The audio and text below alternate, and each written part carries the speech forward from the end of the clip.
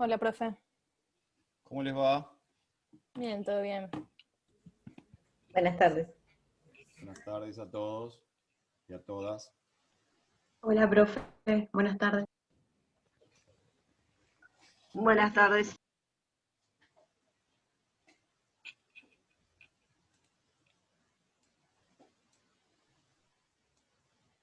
Buenas tardes.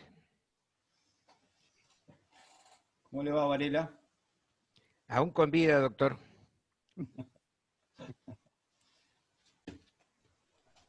Mientras que esperamos unos minutitos, que se va sumando la gente.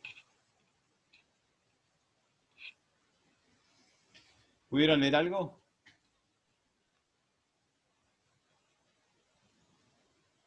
Sí, yo estuve viendo un poco los artículos de la ley, la introducción,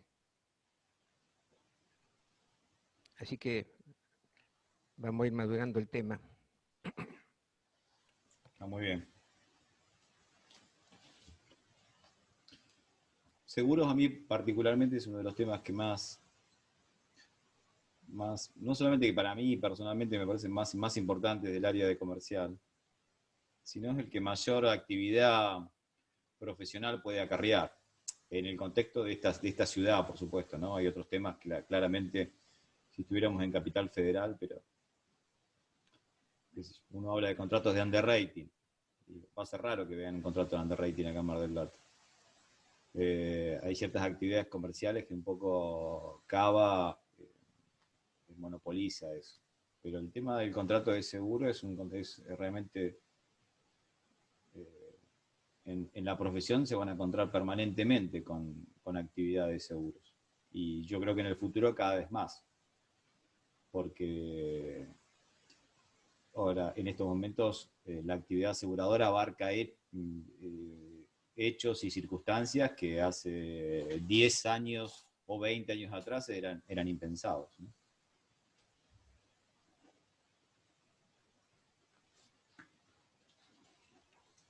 A ver cómo vamos.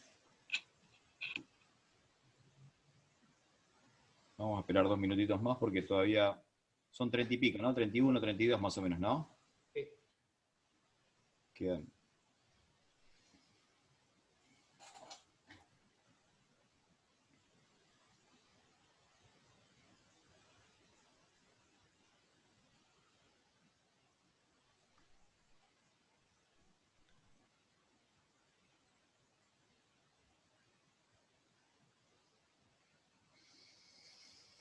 Bien.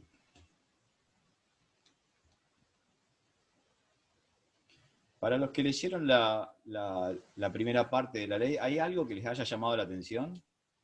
Que hayan dicho algún instituto de los de seguros que les haya hecho ruido.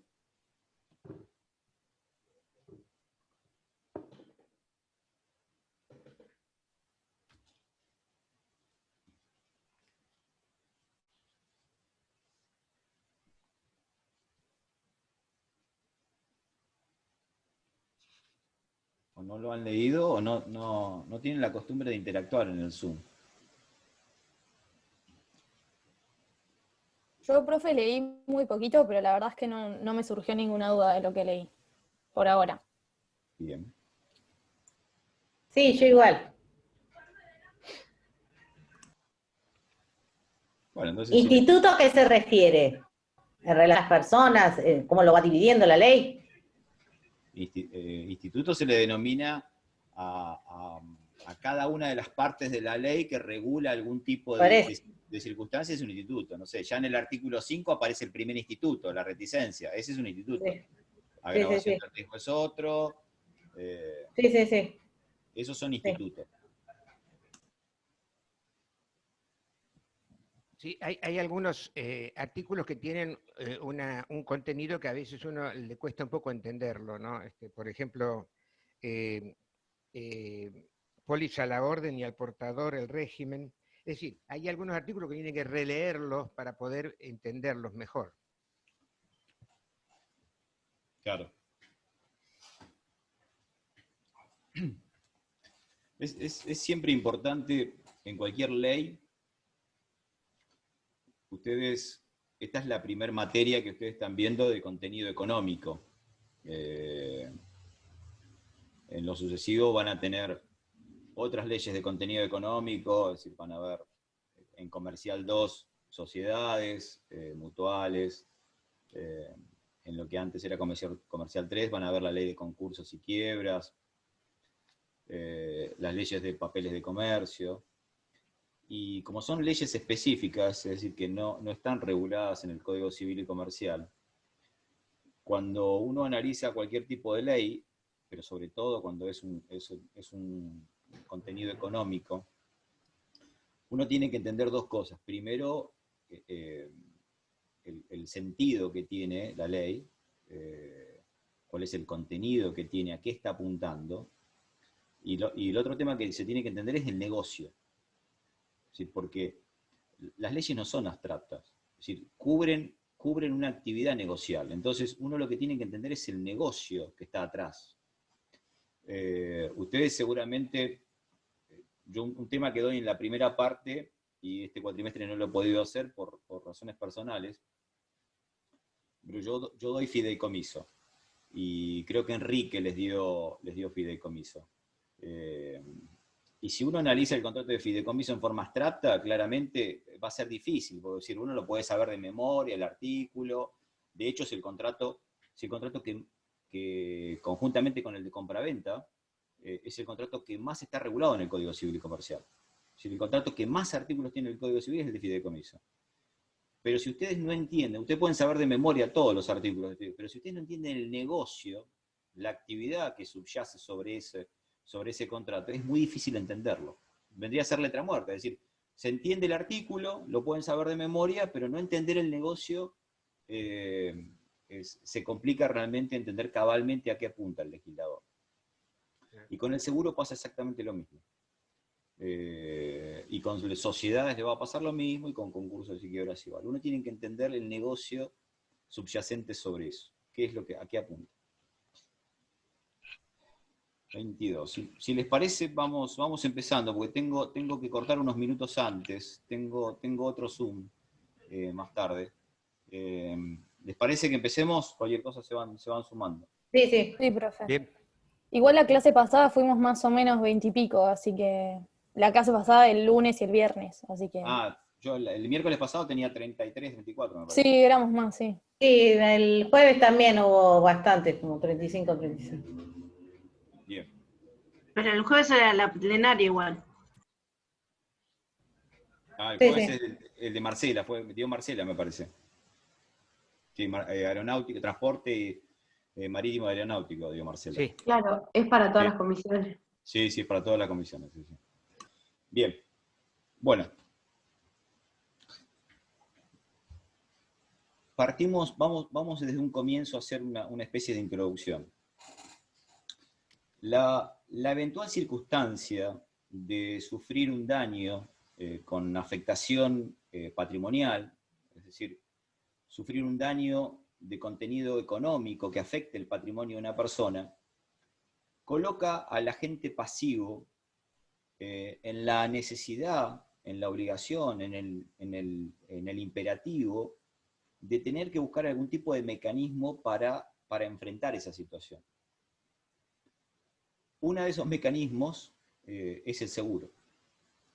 Es decir, la persona que se sienta afectada por un elemento, por un hecho humano o natural, que lo pueda afectar desde el punto de vista económico, siente la necesidad de buscar algún tipo de instituto, de ayuda para paliar ese riesgo en el cual está afectándolo desde el punto de vista patrimonial. Si una persona tiene un bien y ese bien le puede ser sustraído, si ocurre ese evento, que es la sustracción, el robo, obligatoriamente, si no hubiera un instituto como el seguro, la persona tendría que buscar algún tipo de mecanismo, porque es un evento en el cual puede ser afectado su patrimonio. Y lo que se busca es algún tipo de medida preventiva o satisfactoria que pueda enfrentar esa circunstancia. Uno de esos mecanismos lo constituye el seguro. Es decir, constituye un mecanismo de previsión, de prevención, frente a un hecho desgraciado de contenido económico que afecte su patrimonio.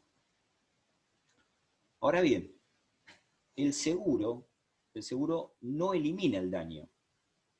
Claramente es así. El seguro no elimina el daño, pero permite que sus circunstancias puedan ser toleradas. Es decir, lo que en definitiva se logra con esto es que las consecuencias dañosas de un evento futuro e incierto puedan ser asumidas en forma colectiva. Esto es muy importante, lo reitero. El seguro no elimina el daño, esto lo tienen que tener claro, el seguro no elimina el daño, pero permite que las consecuencias dañosas de ese daño puedan ser transferidas a otra persona. En este caso, ¿a quién va a ser? Al asegurador. En definitiva, no es más que una transferencia de un riesgo individual a un riesgo colectivo. Algo que le afecta a una persona en forma individual, el seguro lo transforma en algo colectivo. Ese riesgo que es asumido en forma individual, el seguro lo transforma en una asunción colectiva. Claramente, desde un punto de vista técnico, no es posible. Sí. ¿Alguien me preguntó algo? Perdón, pensé que alguien entró un audio y pensé que me estaban preguntando. Desde un punto de vista técnico, no es factible asumir en forma individual el riesgo. No es posible desde un punto de vista técnico. Las personas no tienen la capacidad económica y financiera para asumir el riesgo. Es decir, obligatoriamente se debe hacer en forma colectiva. Y esto lleva a que una de las partes del contrato, en este caso el asegurador, es el que intermedia entre diversos riesgos que están sujetos a una multiplicidad o a un universo de personas. Dicho de otra manera, para que se entienda el concepto, hay una cantidad importante de personas que tienen intereses de protección económica, pero que esos bienes de protección económica están afectados por riesgos, y el asegurador es la parte que intermedia entre ellos. Yo creo que les mencioné en la anterior clase que teníamos que tener muy en claro lo que es la operatoria seguro de lo que es contrato de seguro. Una cosa es el contrato de seguros, que está enmarcado con sus derechos y sus obligaciones dentro de la 17.418, y otra parte es la operación seguro. Y dentro de esa operación seguro yo les había mencionado que hay elementos técnicos muy importantes. De esos elementos técnicos, la mutualidad es uno de los elementos técnicos importantes, que es que existan una cantidad de personas que estén expuestas a los mismos riesgos. Porque eso es lo que permite transformar el riesgo individual en riesgo colectivo. Sin la mutualidad no es posible esa transferencia de riesgo individual a riesgo colectivo. Por eso es que la mutualidad es uno de los elementos fundamentales en la operatoria del seguro. El otro elemento importante de la operatoria técnica resulta del método estadístico, que son las estadísticas, que consiste en el relevamiento ordenado, sistemático, de los hechos naturales o humanos que han ocurrido en el pasado en relación a los riesgos. Es decir, la estadística se basa sobre hechos pasados, pero nos permiten hacer una evaluación, esa estadística nos permite hacer una evaluación de lo que va a pasar en el futuro. ¿Qué significa eso? Que un asegurador, para calcular la prima, ustedes piensen, los que tengan vehículo asegurado, y ustedes, si se preguntan, ¿de dónde surge, cómo hace mi asegurador para decirme que yo pago X cantidad de dinero por mes en el seguro? Y ese número de prima, de premio, se hace en relación a la estadística.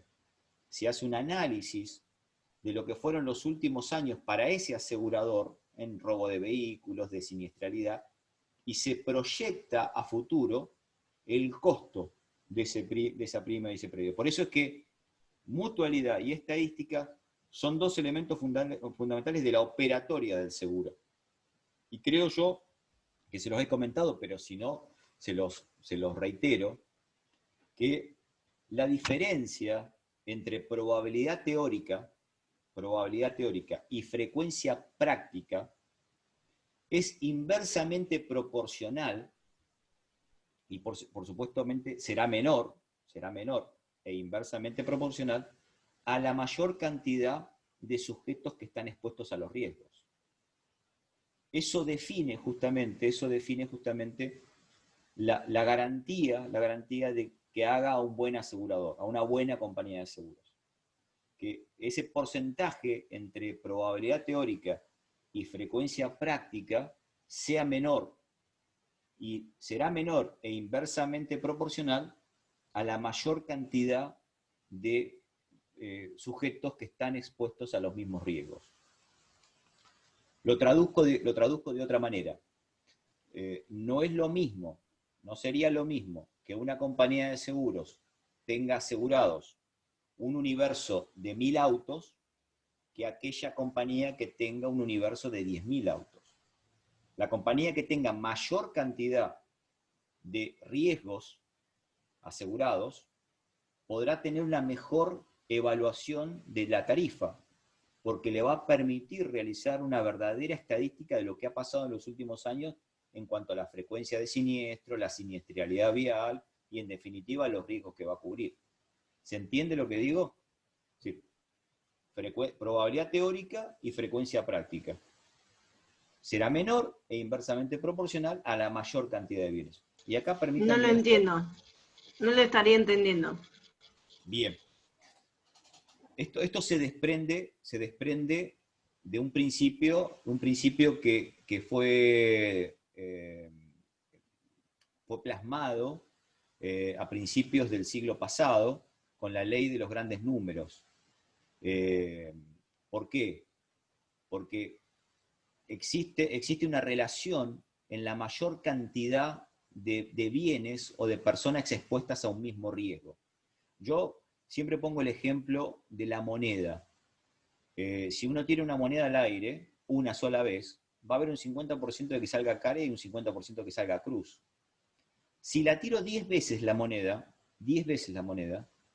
ese porcentaje de 50% que claramente se da en la primera vez que tiramos la moneda, va a estar completamente desvirtuado. Sería una casualidad que se mantenga ese mismo porcentaje, porque puede ser que salga 9 veces cara y una vez cruz.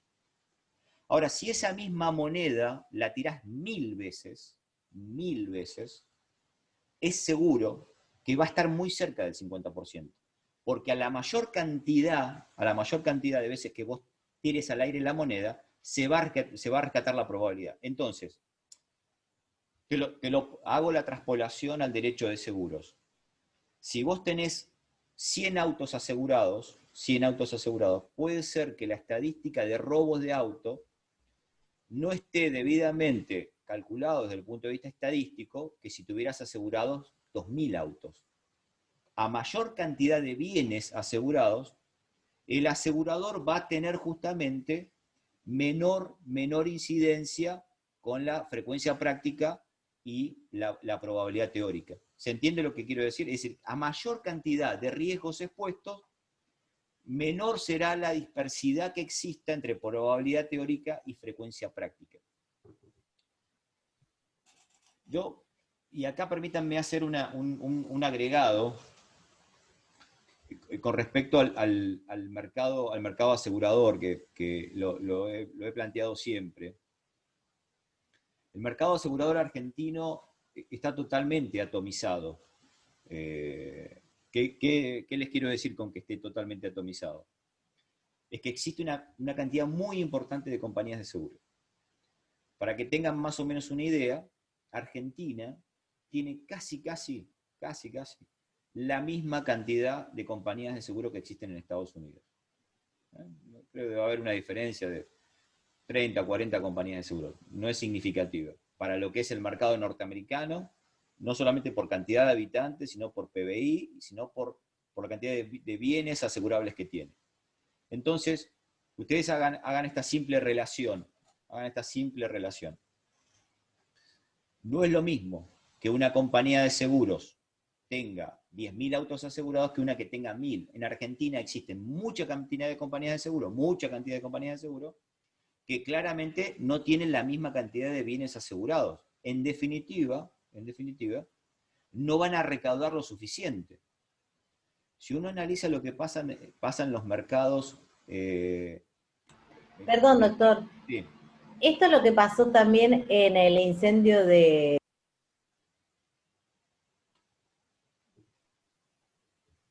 Te quedaste muteada, no te estoy escuchando. Te muteaste.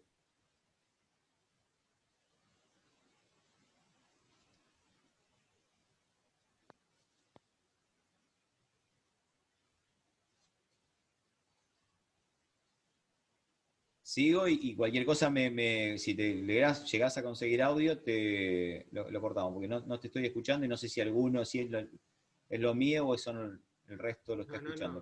Sí, que quedó muda, sí. Bien.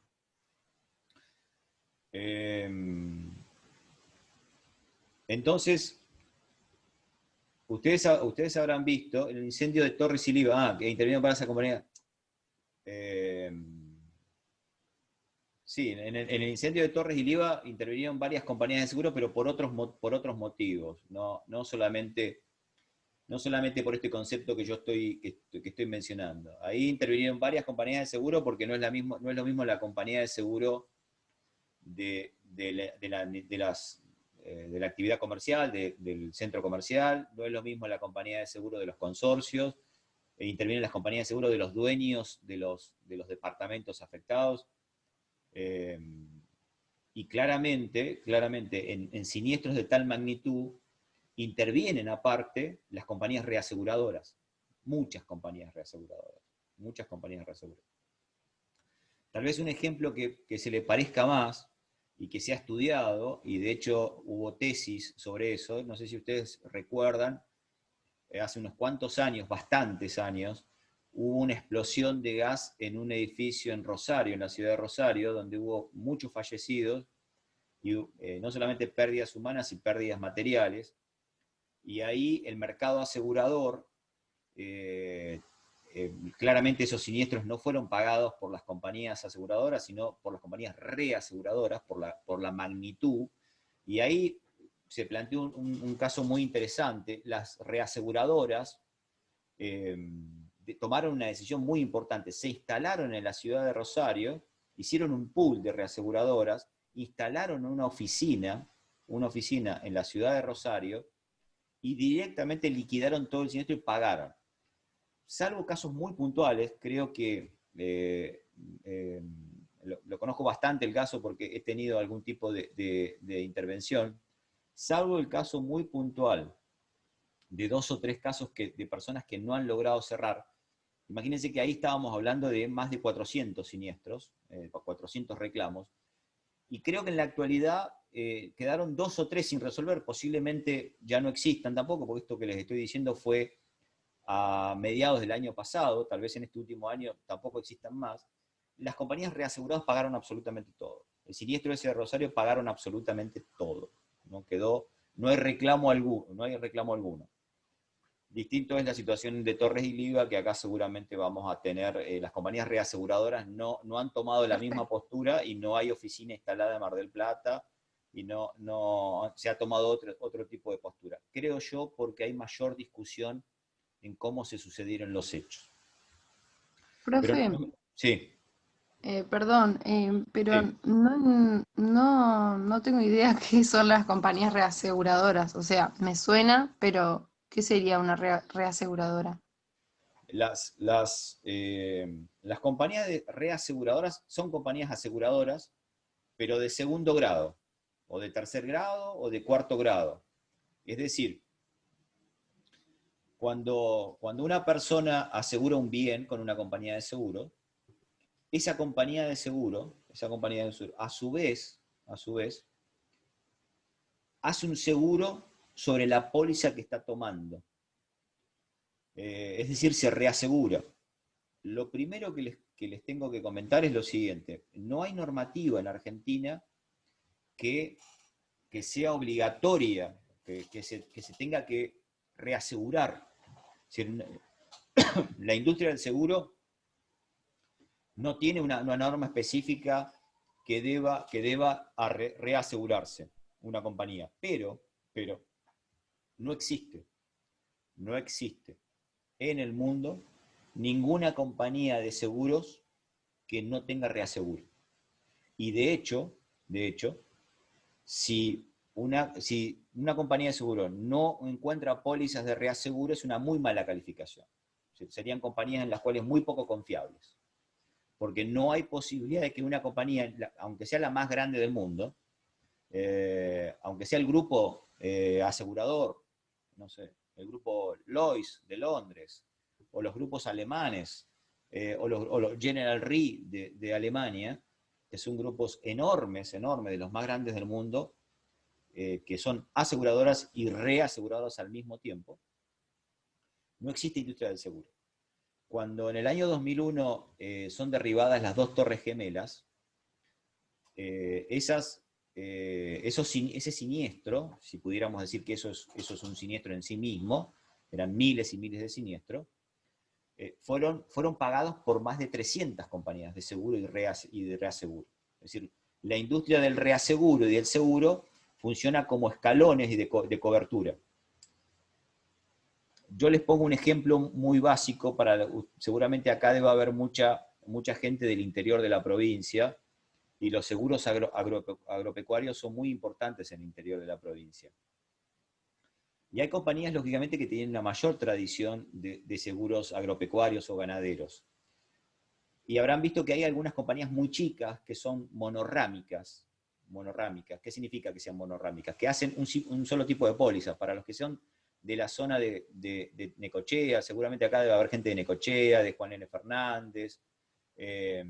Hay una compañía de seguro que es bastante conocida en la zona, que es La Dulce, Cooperativa de Seguros La Dulce. Esa es una cooperativa monorrámica, porque asegura solamente granizo, no hace otra cosa.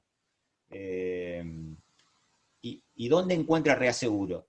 Y seguramente el reaseguro lo hace alguna de las compañías que ustedes conocen. Cualquiera de las que no quiero hacer nombre, pero cualquiera de las compañías de seguro que están acá en Mar del Plata es una compañía de reaseguro de esa compañía mucho más chica. Es muy común en el mercado argentino que compañías chicas que se dedican a una sola rama encuentren su reaseguro en otras compañías un poco más grandes.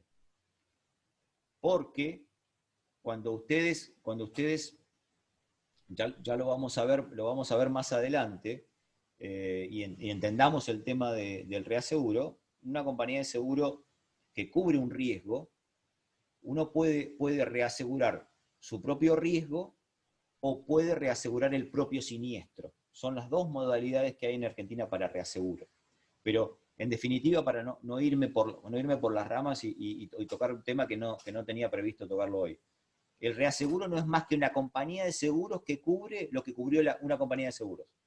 Quédense con esa idea. Y que claramente existe lo que se llama reaseguro de reaseguro. Existen francas de reaseguro, porque para los que ustedes tengan asegurado una vivienda o un auto, ustedes fíjense que ustedes tienen un tope de suma asegurada. Ese tope de suma asegurada es el límite que asume el asegurador.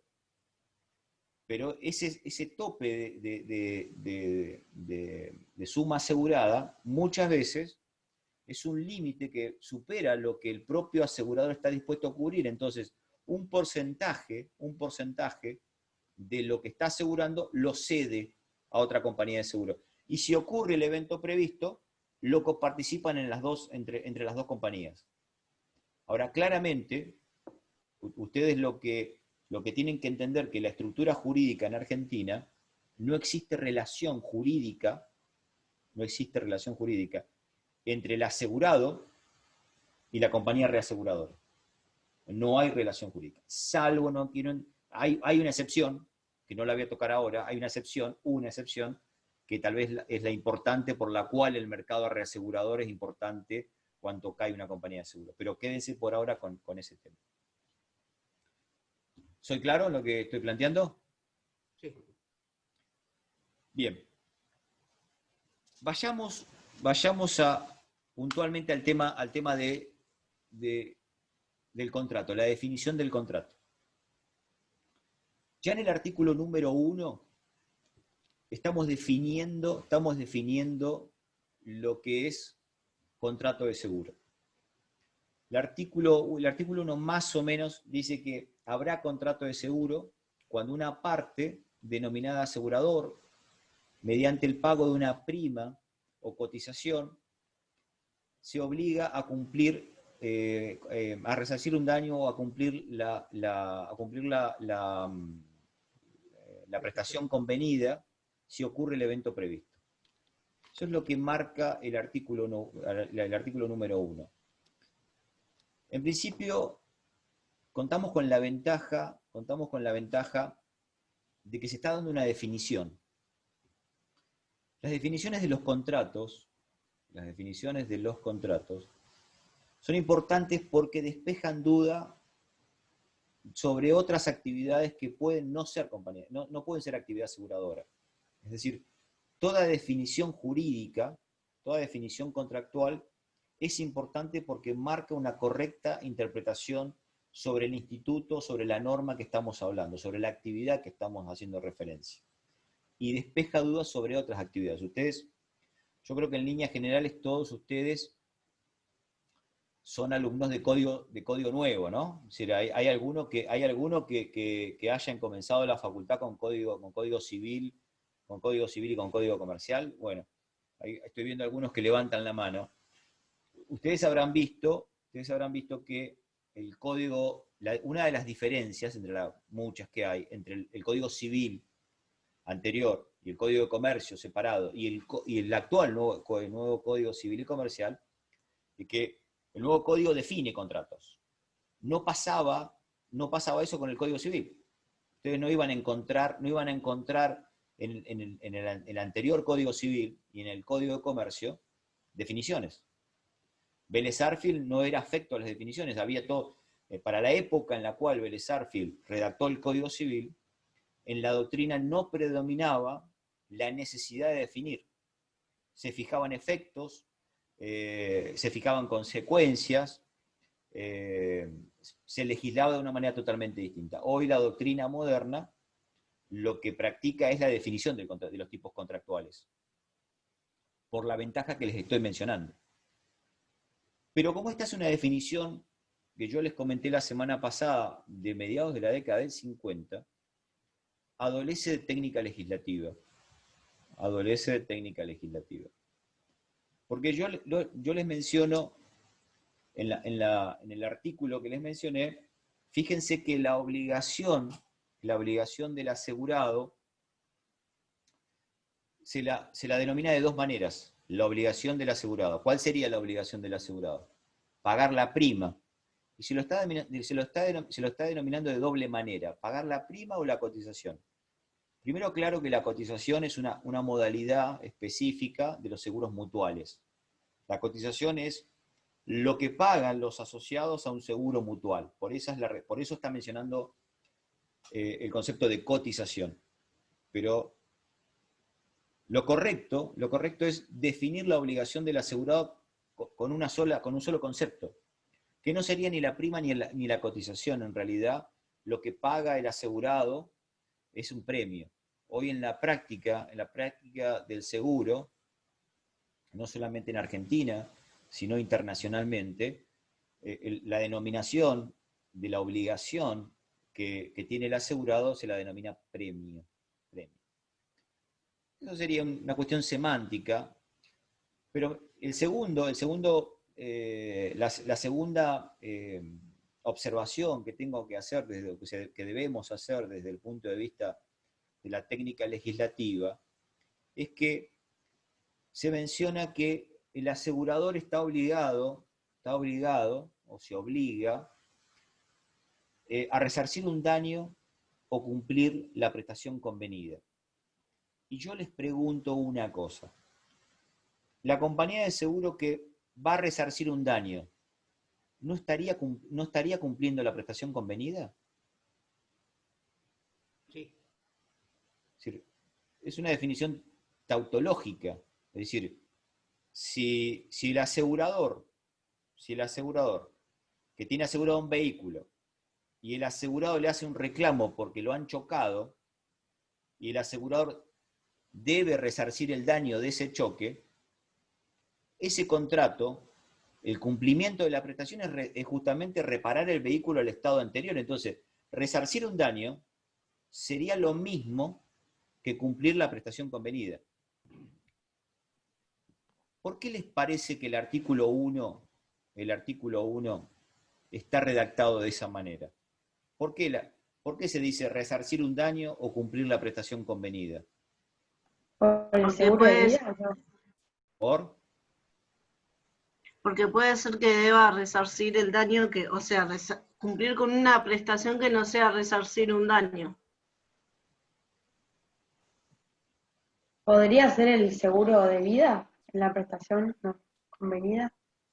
Fíjense, está bien, me interesaba que ustedes lo razonen, porque esto está demostrando cuál era el pensamiento del autor de la ley. Acá se muestra claramente cuál era la opinión que tenía el autor de la ley con respecto al concepto unívoco o dualista que les había mencionado en la clase anterior. Acá claramente cuando la ley habla de resarcir un daño, está hablando de seguros patrimoniales. Y cumplir la prestación convenida está haciendo referencia a los seguros de personas. Ahí claramente se está demostrando cuál era el concepto que tenía, no solamente el autor, sino lo que primaba en esa época en doctrina y en jurisprudencia. Las nuevas legislaciones directamente hacen referencia a cumplir la prestación convenida. No hacen referencia a resarcir un daño porque yo les mencioné la semana pasada de que hoy prima en doctrina, no solamente en nuestro país, sino internacionalmente, el concepto unívoco, el concepto resarcitorio del derecho de seguros. Entonces, simplemente con cumplir la prestación convenida, se cumple con la obligación que tiene el asegurador. Ya de hecho, en los últimos 10 años, los proyectos de modificación, tanto de la 17418 como de la 20091 que hubo en la Cámara de Diputados, hace referencia a cumplir la prestación convenida, y sacar esa duda que existía con respecto a la técnica legislativa. Bien, un poco en síntesis de lo que es este artículo, para que ustedes puedan hacer una síntesis. El seguro es un contrato por el cual una de las partes, denominada asegurador, se obliga contra el pago de un premio a pagar a otra, denominada asegurado o tomador, y ahora después veremos por qué la diferencia, la prestación convenida si ocurre el evento previsto en el contrato. Si ocurre el evento previsto en el contrato. Por último, para hacer una correcta interpretación, hay un contrato por el cual tiene ciertas similitudes. Ustedes habrán visto cuando estudiaron contrato que siempre se le hace un parangón con otras figuras. Acá tal vez la figura que mayor particularidad tenga sea el de la apuesta. El contrato de apuesta, que está regulado en el Código Civil y Comercial. Porque ahí, si ustedes tuvieran que indicar, si ustedes analizan el contrato de apuesta, tiene varias similitudes con el contrato de seguro. Pero tiene dos grandes diferencias. Tiene dos grandes diferencias entre el contrato de seguro y la apuesta. El primero es la finalidad. Porque en el contrato de apuesta, en la apuesta, el fin es de lucro. Lo que se persigue con la apuesta es un fin de lucro. En cambio, en contrato de seguro, el fin que se tiene es de previsión o de prevención. O sea, uno no quiere lucrar y de hecho está prohibido el enriquecimiento ilícito en los seguros patrimoniales. Es decir, uno no podría tener asegurado el mismo bien en dos compañías de seguro distintas. Uno no puede lucrar con el mayor, son seguros patrimoniales, seguro de vida es otra cosa. Pero no puede haber fin de lucro. Y la otra diferencia, la otra gran diferencia con el contrato de apuesta, lo marca el riesgo. Porque en la apuesta el riesgo es algo querido. ¿Qué significa esto? Que si uno apuesta a un número de lotería, uno lo que quiere es que salga el número. En cambio, en el seguro, el riesgo es algo no deseado. Si uno tiene asegurado su auto por robo, el riesgo, que es el robo del vehículo, el hurto del vehículo, es un riesgo no querido. A nadie quiere que le roben el vehículo. ¿Se entiende? En la apuesta, el riesgo, el evento disparador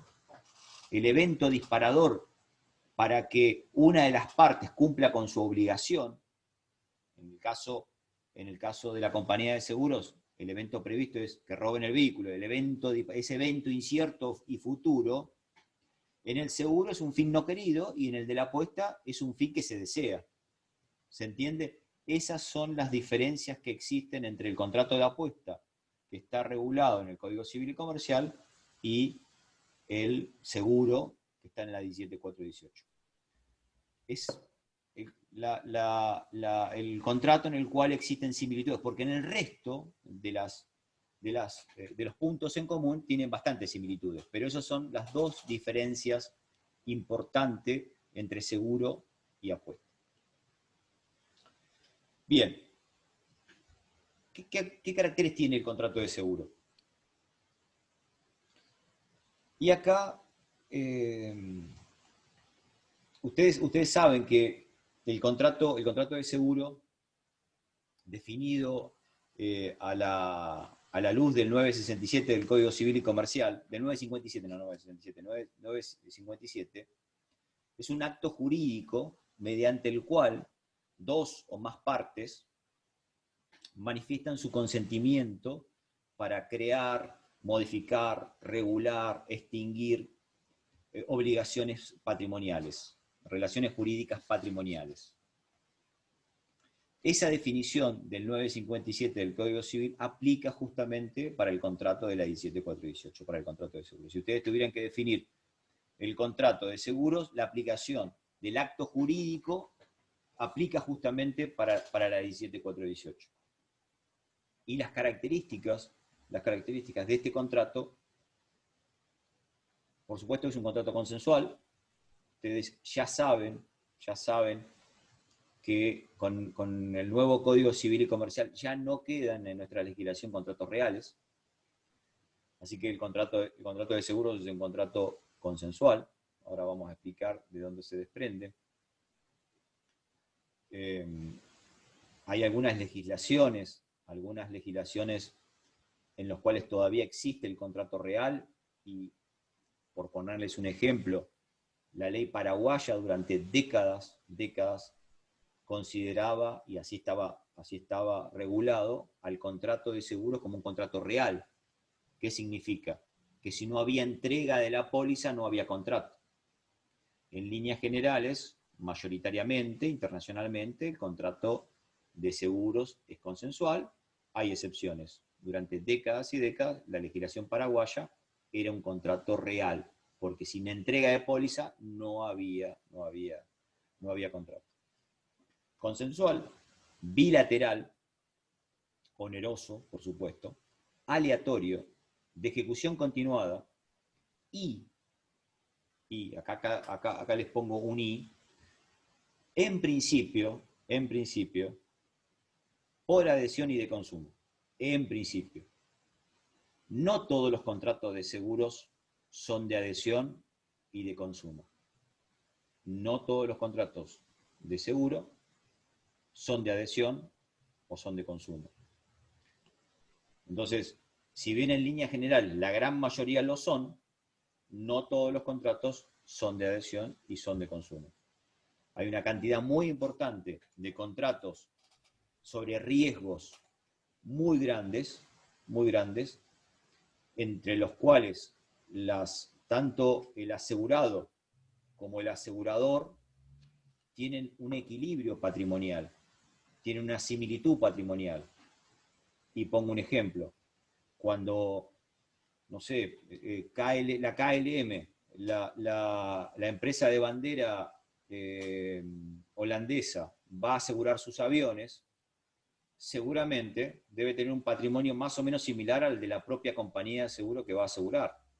Entonces, la póliza que va a cubrir, por poner un ejemplo, no estoy haciendo puntualmente esto, desconozco qué es lo que tiene asegurado la KLM, por ejemplo, pero lo que quiero hacer mención es que cuando hay paridades de asegurado y asegurador desde el punto de vista patrimonial, los contratos no son de adhesión porque se discuten.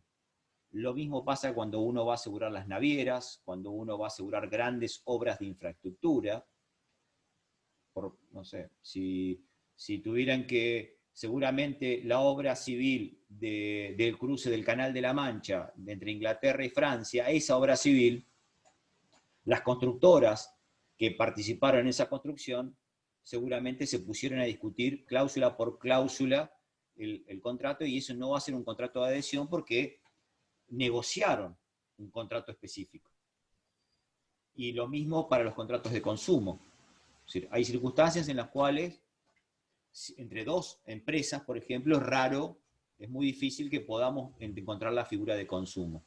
Entonces, no hay duda que el contrato de seguro es consensual, oneroso, bilateral, aleatorio, de ejecución continuada y en principio por adhesión y de consumo, pero estos dos últimos puede haber excepciones, y de hecho las hay, y muchas.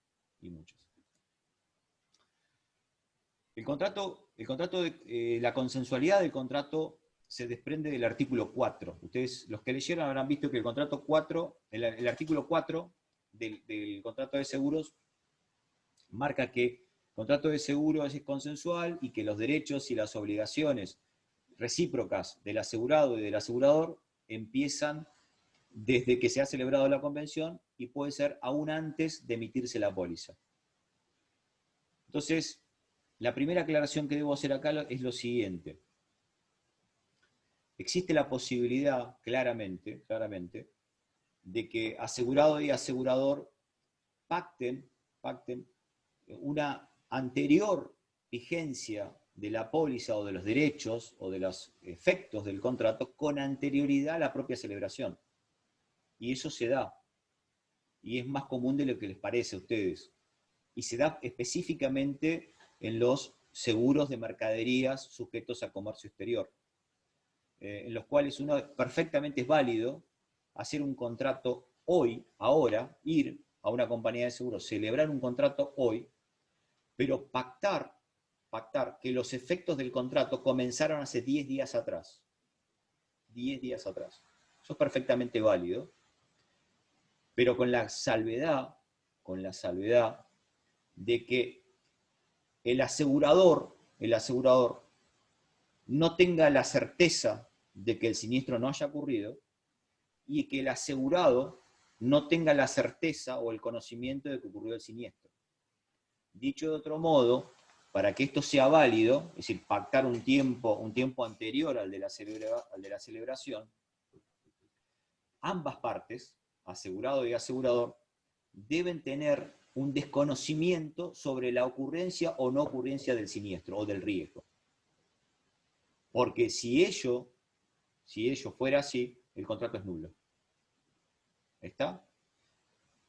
Así como es posible adelantar los efectos del contrato aún antes de la celebración, también lo es posible retrotraerlos a un efecto posterior, a una fecha posterior. Es decir, pactar que el comienzo de los efectos lo tengamos en una fecha determinada posterior al de la celebración. Y eso también es perfectamente válido.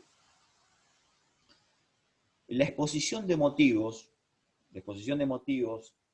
de la 17.418, la elevación que hace la comisión revisora al Ejecutivo para la sanción, es categórica con este principio, porque marca que el contrato es no solemne ni real. No solemne ni real. Es no solemne porque no exige una forma determinada. No hay una forma determinada para la manifestación de la voluntad. Ese es el rasgo característico de la solemnidad. ¿Cuándo un contrato es solemne? Cuando específicamente se pacta que la manifestación de la voluntad debe estar expresada de una determinada manera. Doctor, perdón. Sí. No siendo solemne ni real, en el caso de que el seguro comience a funcionar 10 días antes, Sí. El asegurador no tiene, digamos, la necesidad de que el asegurado le confirme por escrito de que el daño no ocurrió. No, por escrito no. Lógicamente que de haber algún tipo de litigio va a ser materia de prueba, serán hechos fácticos que serán objeto de prueba, claramente, por escrito no, pero acá lo que quiero aclarar es lo siguiente, que es importante. Ustedes habrán visto, yo no sé si ustedes concurrieron alguna vez a una compañía de seguros a asegurar un vehículo, por ejemplo, y el productor de seguros o la propia compañía les hace firmar una propuesta de seguros. ¿Lo han visto eso? ¿Alguien firmó alguna vez una propuesta de seguro? ¿No? Seguramente entre la cantidad de papeles que tienen, ahí el productor o el asegurador les hace firmar una propuesta.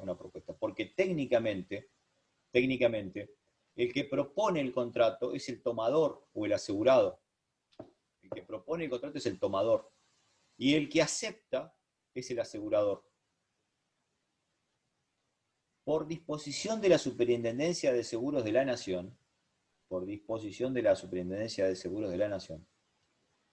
el modelo de propuesta debe ser por escrito.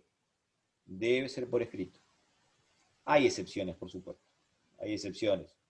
Los contratos de transporte terrestre, los contratos de corto plazo, los contratos en los cuales la vigencia va a estar determinada un tiempo muy reducido, en esos se permite que no se firme propuesta. Pero para la inmensa mayoría de los contratos de seguro, la Superintendencia de Seguros estableció un formulario que se denomina propuesta, que es la que debe firmar el asegurado, y es lo que técnicamente se denomina propuesta de seguros, y que es lo que le entrega el asegurado al asegurador, y que cuando esa propuesta es aceptada, es la constancia de la aceptación.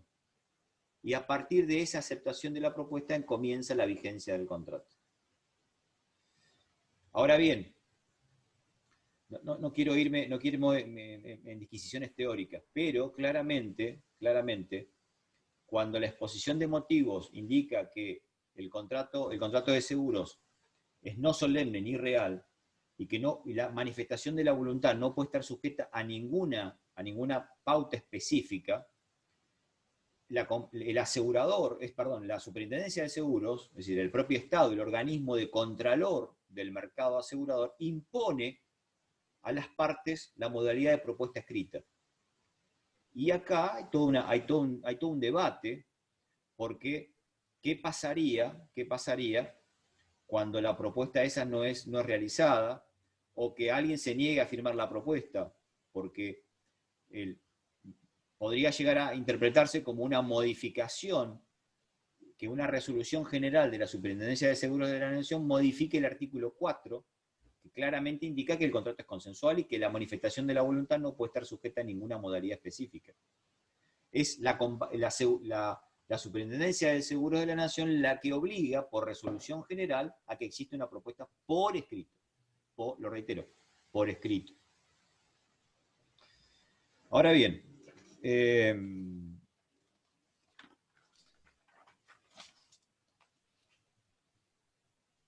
el artículo 4 en su segunda parte marca que la propuesta del contrato de seguros, cualquiera sea su forma, no obliga ni al asegurado ni al asegurador. Es decir, la propuesta que realice o que se realice sobre el contrato no obliga ni al asegurado ni al asegurador. Y puede supeditarse al conocimiento de las condiciones generales. ¿Qué significa esto que marca el artículo? Es que perfectamente uno puede firmar la propuesta, el asegurado o el tomado puede firmar la propuesta e indicar que hasta que no se le entregue la póliza, hasta que no tenga en poder su póliza, no va a surgir efectos el contrato. Esto un poco en la actualidad también está bastante en desuso, y les digo por qué. Para los que tengan un poco más de años, ustedes habrán visto que cuando uno celebraba un contrato de seguros hace unos cuantos años atrás, para que llegara la póliza tardaban días y días. Muchas veces la póliza llegaba a los 15 días. ¿Por qué? Porque las pólizas se emitían en las casas centrales.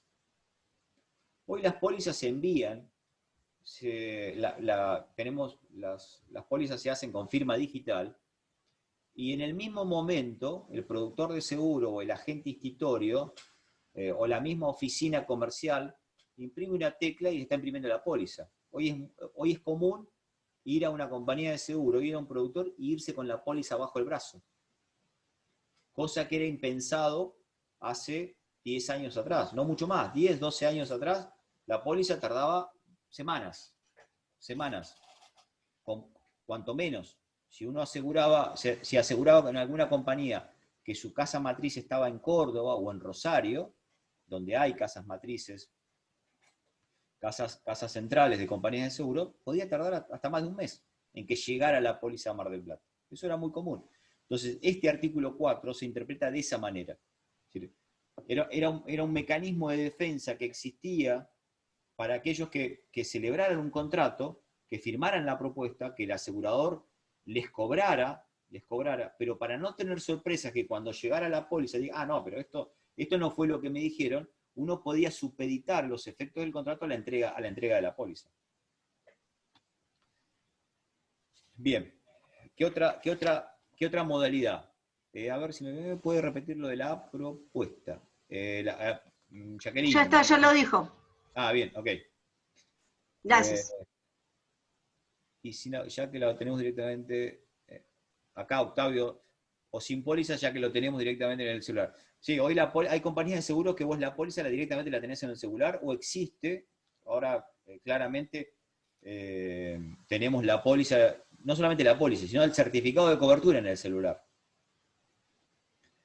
Que es interesante que tengan en cuenta que muchas veces alguien se confía en tener en su propio celular la póliza, pero si no la tienen bajada al celular y confían en tener internet, muchas veces están en la ruta donde no tienen internet y no hay posibilidad de que les baje absolutamente nada. Así que siempre tengan la precaución de tener algo por escrito, porque ha pasado más de una vez que uno lo tiene todo en el teléfono, pero les pasa eso en la ruta, no tienen internet en la ruta y no hay posibilidad de mostrarles absolutamente nada del tema de la póliza. Ha pasado. Bien. Yo de todos modos de esto, yo tengo algo escrito, así que le voy a pedir a Matías que se los provea, con más elementos técnicos, con fundamentos en lo que marca la superintendencia, algún caso jurisprudencial. Yo les voy a dar material propio. No se preocupen que esto yo les voy a proveer, de esto que estamos hablando, de todo lo que hablamos hoy, les voy a proveer material. Bilateral, Profe, me bilateralidad. parece que ya hay algo en el campus. ¿Cómo?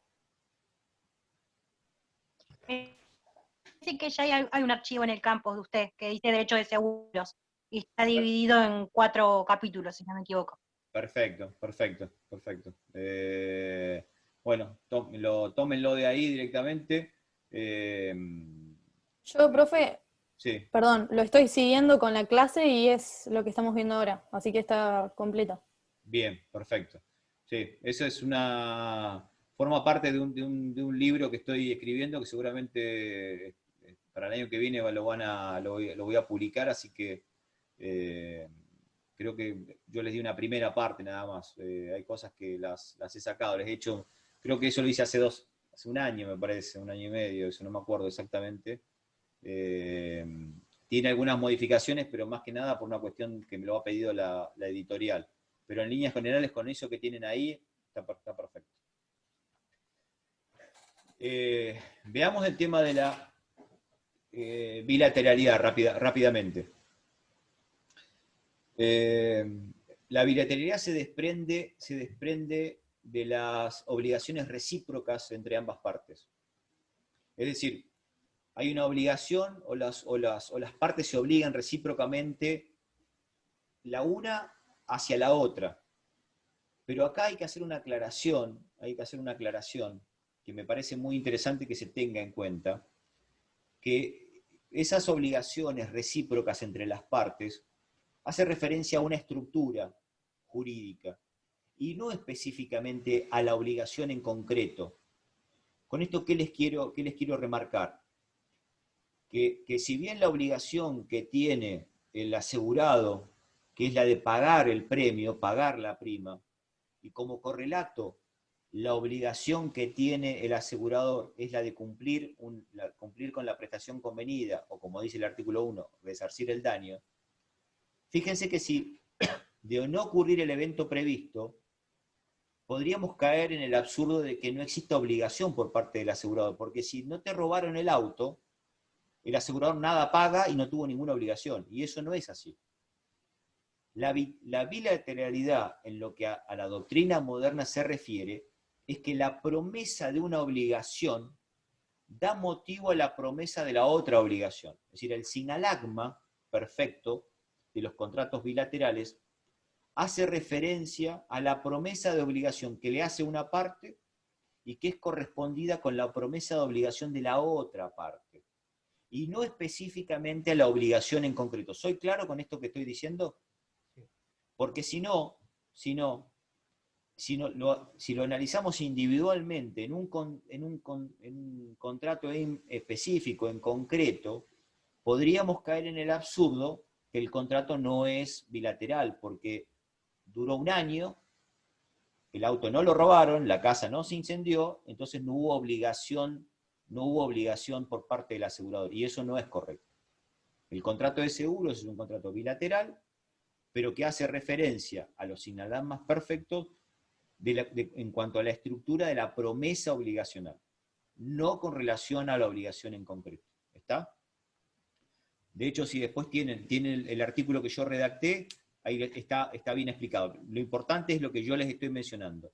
La bilateralidad hace referencia a la estructura obligacional como promesa y no como obligación en concreto. Contrato oneroso. El contrato oneroso está definido en el artículo 967 del Código Civil y Comercial, que lo define cuando la ventaja que procura una parte es concedida por la prestación que ha hecho la otra. Es decir, la onerosidad va a ceñirse, va a estar basada en las ventajas y desventajas que el contrato establece a través de obligaciones recíprocas de ambas partes, o de todas las partes, si en un contrato de seguro existieran más de dos partes. El contrato, por supuesto, de seguro es oneroso aún en los seguros mutuales, pues la ventaja que tiene un asegurador, es decir, la ventaja que tiene el asegurador en los contratos de seguros mutuos, es a cambio de la prestación que tiene el asegurado y viceversa. Es decir, el seguro mutual y el propio asociado a la mutual. Entonces, aún en ese caso, también el contrato es oneroso. Y por supuesto que es un contrato aleatorio. Y aquí aclaro que en los contratos aleatorios, que están definidos en el 968 del Código Civil y Comercial, está enmarcado por el hecho de que las ventajas o las pérdidas para ambas partes o para una de las partes van a depender de un acontecimiento incierto. Claramente el contrato de seguro es un contrato aleatorio. Ahora, aclaro también, para los que no lo tengan tan presente, que la clasificación entre los contratos aleatorios y conmutativos es una subclasificación de los contratos onerosos. Es decir, si un contrato es conmutativo y aleatorio, es porque realmente son onerosos. No existen contratos conmutativos o aleatorios gratuitos. La subclasificación de contratos conmutativos y aleatorios devienen porque son contratos justamente onerosos. ¿Se entiende esto, no? Yo creo que en contrato lo deben haber visto claro. Este claramente es un contrato aleatorio que entra dentro de esa clasificación de contratos onerosos. Yo creo que aclaré más o menos el tema de la adhesión y el contrato de consumo. Yo me quedo más tranquilo que tengan eso y les planteo que lean un apartado que yo redacté de un autor español, Veiga Copo, que es uno de los tratadistas más importantes de la doctrina española, tal vez el tratado más importante de derecho de seguros de la comunidad europea, es el tratado de Veiga Copo, por lo menos escrito en español. La doctrina italiana también tiene varios tratadistas importantes, pero Veiga Copo es uno de los tratadistas más importantes de Europa, y ahí yo hice un extracto, me interesaría que lo lean con respecto al concepto de contrato de adhesión.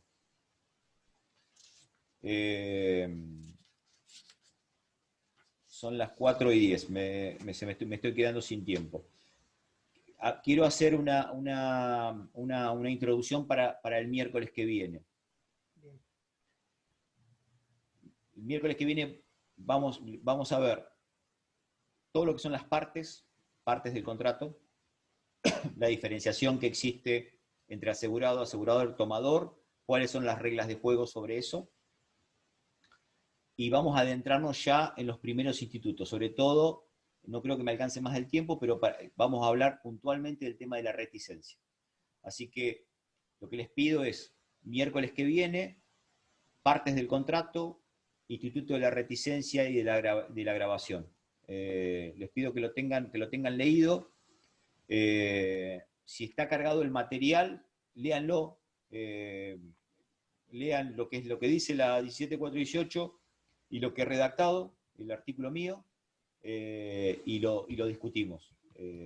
Bien. Sí. Dígame. Creo que reticencia no está, profe, en el archivo que subió.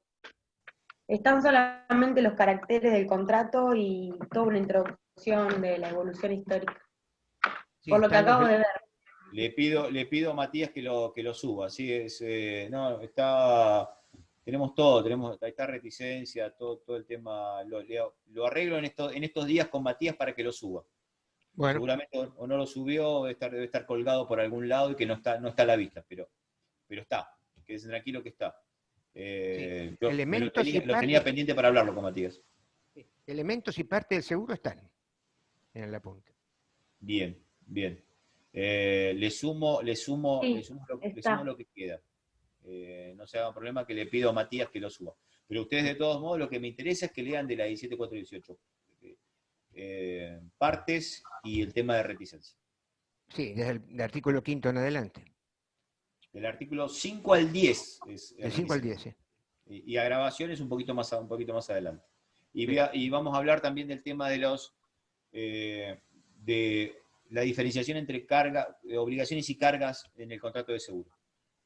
Así que lean también obligaciones y cargas en el contrato de seguro, porque entender los conceptos de obligaciones y cargas dentro del derecho de seguro, dentro de la propia 17418, lo que nos marca justamente es un entendimiento de cómo funcionan las relaciones entre el asegurado y el asegurador en cuanto a eso. Así que les pido disculpas por cortar un ratito antes, pero tengo ya en 5 minutitos un Zoom que me he comprometido con alguien de Buenos Aires. Bien, Bueno, gracias, profe, doctor. nos vemos Chicos, nos vemos el y, bueno, creo que Gracias. les he dejado el mail mío, ¿no? No, No. Tomen cualquier duda. ¿Lo podés anotar por el chat, profe? Sí, ya lo estoy haciendo. Ya lo estoy haciendo.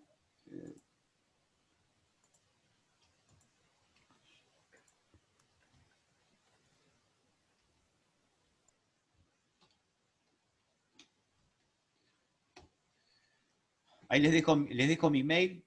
Cualquier duda, cualquier tema o pregunta de lo que ustedes lean y que quieran que responda el miércoles que viene, o algún caso práctico, o lo que sea. Yo este año por este tema que es público y notorio que estamos viviendo a través de clases, estamos muy limitados, pero en la metodología presencial es muy piola el tema de los casos prácticos. Entregar un caso práctico, se discute el caso práctico, yo creo que se aprende muchísimo leyendo un caso práctico. Un caso real, adaptado, y como todo en derecho hay posturas, así que es donde realmente uno puede discutir, pero lamentablemente esta modalidad de clases impide que sea bastante difícil partir con esta modalidad. Pero bueno, me imagino yo que el año que viene nos encontraremos en otras circunstancias. Pero no dejen de mandarme cualquier duda que tengan, lo veo por el mail y les contesto el miércoles. bueno, profe. Gracias, profe. Nos vemos el miércoles que Gracias. viene. Chao, nos Listo. vemos. Chao, nos Gracias. vemos. Gracias, doctor.